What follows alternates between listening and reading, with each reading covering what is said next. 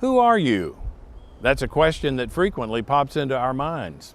And for those of us who are members of the church, it pops into our minds before, during, and after worship and at other gatherings.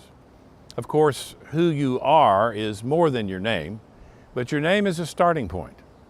Once I know your name, I begin to associate other aspects of your identity with it. What you look like, what you do, where you live, to whom you're related, and many other characteristics that make you, you, the unique, one-of-a-kind, never before, never again you.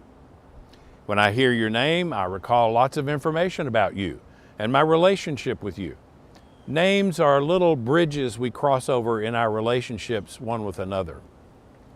The prophet Isaiah recorded God's word to God's own specific chosen people. Do not fear, for I have redeemed you. I have called you by name, you are mine. Expectant parents take pains to select the names of their children. Before we're born, we have a name. Throughout our lives, those names will be recognized and recorded by others. At our baptism, our name is called, signifying that God knows us. In fact, the liturgy used to direct the priest to say to the parents and sponsors, "Name this child."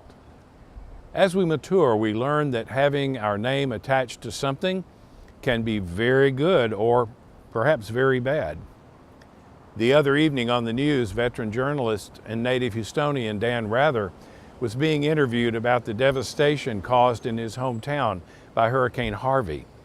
As he spoke of Houston's mayor and police chief, he made sure to refer to them as Mayor Turner and Chief Acevedo, because he knows that names are important.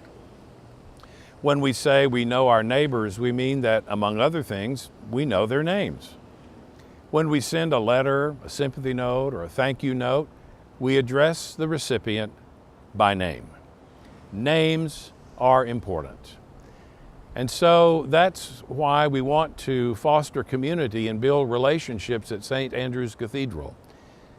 To do that, we need to take care to learn one another's names. This is important at all times, but especially important when you're welcoming newcomers or when your new dean arrives. To that end, I'm asking that we wear name tags when we're together at the cathedral, whether for worship, study, fellowship, or service. If you have a permanent name tag and can remember to wear it, that's great.